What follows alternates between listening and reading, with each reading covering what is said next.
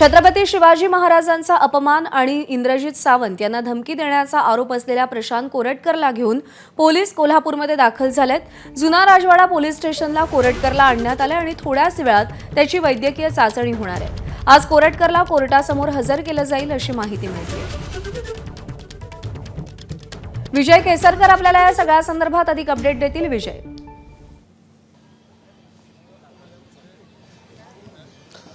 प्रज्ञा, खरं तर काही मिनिटांपूर्वीच या ठिकाणी प्रशांत कोरटकरला आणलेला आहे। जुना राजवाडा पोलीस ठाण्यामध्ये आता अटकेची जी कारवाई आहे ती कारवाई पूर्ण केली जाते, कारण कागदोपत्री अटक हे आता दाखवावं लागणार आहे।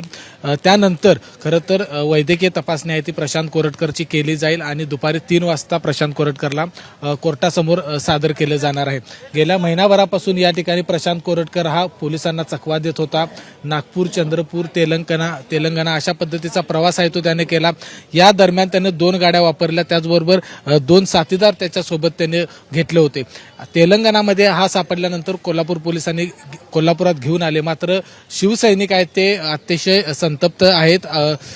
कोल्हापूरमध्ये प्रशांत कोरटकरला आणलेला आहे, तुम्ही स्वागत वेगळ्या पद्धतीने करणार अशी पोस्ट केली।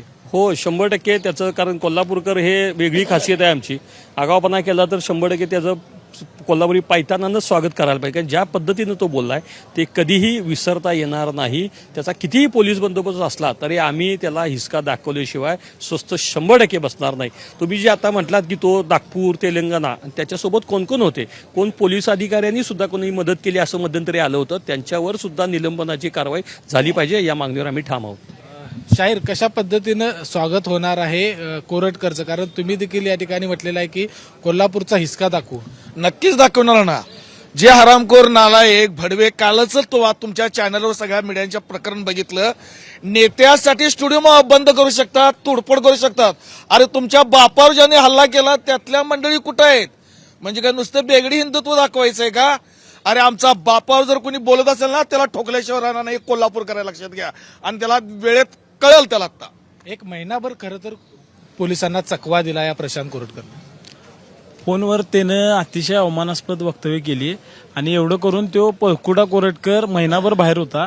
तो महिनाभर कुठं कुठं राहिला, त्याला कोणी कोणी अभय दिलं, ह्या सगळ्याची पण चौकशी व्हायला पाहिजे। पण आज तो कोल्हापुरात आलाय, न्याय देवता त्याला न्याय देईल, पण कोल्हापूरकर ह्याला योग्य उत्तर दिल्याशिवाय राहणार नाही। तर आपण बघितलं, कोल्हापूरकर हा योग्य उत्तर देईल। कोल्हापूरकर त्याचं स्वागत आहे ते कोल्हापूर स्टाईलनं करतील अशा पद्धतीचा इशारा देखील शिवभक्तांनी या ठिकाणी दिलेला आहे। कारण आपल्याला माहित आहे की जवळपास 12 ते 13 तासाचा प्रवास करून या ठिकाणी प्रशांत कोरटकरला आणलेला आहे। जवळपास हो, त्यामुळे आता या सगळ्या पार्श्वभूमीवर पोलीस देखील अधिक खबरदारी घेताना दिसतायत। विजय, धन्यवाद दिलेल्या माहितीसाठी।